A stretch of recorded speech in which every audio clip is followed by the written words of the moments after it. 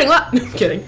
Welcome back to Super Late. I'm Zephyr Dixon. Today I've got the usual roundup for you guys with pop culture, politics. There's no sports this time, but we'll start with some community news and a special message about things going around in the world around us. If you missed Arcadia's first ever Arcadia's Got Talent, you missed a night full of singing, dancing, poetry, and even a little stand-up comedy. No, I didn't win, unfortunately, but it's a-okay because the girl who did win, she was amazing. Congrats, Riley! Arcadia's Spring Flea Market takes place April 23rd. If you've got anything to sell, or looking for a great deal, or just looking to have some fun, head out to the pit and get searching. A terror attack has been reported on March 22nd, 2017 in London. As this has happened today, officials are still trying to figure out what happened and piece everything together, but as of right now, the only facts that we have are one woman has been confirmed to have died during the accident, an officer has been stabbed, his assailant was shot by the police, a large section of central London is under lockdown, and until further notice, it will stay under lockdown. Gates to Buckingham Palace have been closed. There are videos of bodies on Westminster Bridge. A car has crashed into the Parliament perimeter fence, and witnesses have said that a pedestrian was mowed down by a car. My thoughts and prayers are with London right now, and I hope everything is solved. Seniors, it's almost that time. Unfortunately, though, we're all kind of checked out at this point, but Thesis Day is right around the corner. April 28th will be here faster than we think, so remember to get all your shit done so you can graduate. Speaking of seniors, Thesis Day, graduation, and Senior Week are right around the corner. Some people are gearing up for grad school, some are getting ready to start their first big girl and big boy jobs, and others are kind of just freaking out about what comes next. So my question for you guys is, what is next? Are you nervous? What's going on? How am I feeling? I'm a senior. It's March. 1 second.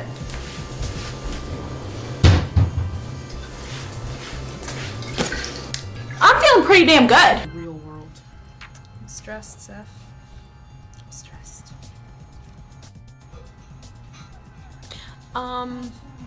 I have mixed emotions about graduation, so I guess I'm stressed in the moment, trying to get all my work done, trying to get all A's, I guess for the last time ever, and I'm stressed because I gotta find a job, so there's that. And I have to leave Arcadia, so I'm a little sad. But we've got to get trashed on the green this weekend, so it's fine.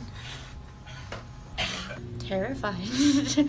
I really am not, I don't know, I feel like I'm not as prepared as I would have hoped I would have been at this point, but then again I've heard that it wasn't, I mean, not a lot of people are that prepared for graduating, so I guess that makes me feel a little bit better, but I'm still overall just terrified, but excited at the same time, but overall mostly terrified. So if you've been living under a rock for a few weeks, then you haven't heard of Jordan Peele's new film, Get Out. Care for my parents. Released a few weeks ago, and I won't spill many details, but Get Out is definitely a film I recommend seeing.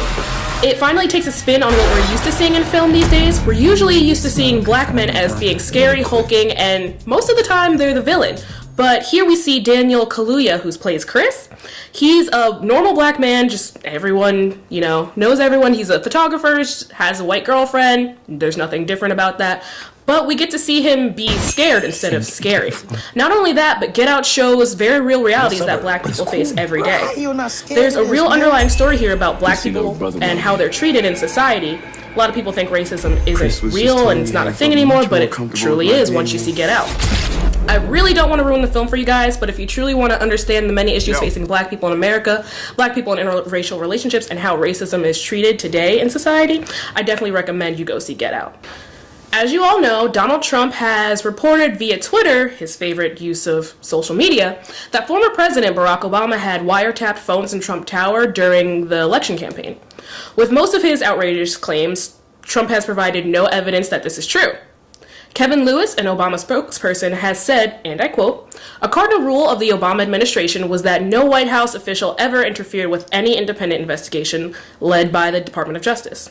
So long story short, no one from the White House, including Obama, had ever ordered surveillance on anyone, including Donald Trump.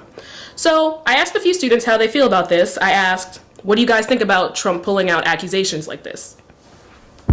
Just to begin, I think it's pretty bold to to make such a statement without any evidence in the least. And even if there was evidence, I'd at least wait until it can be proven before making any type of accusation. I think it's a little classless. I think it's immature.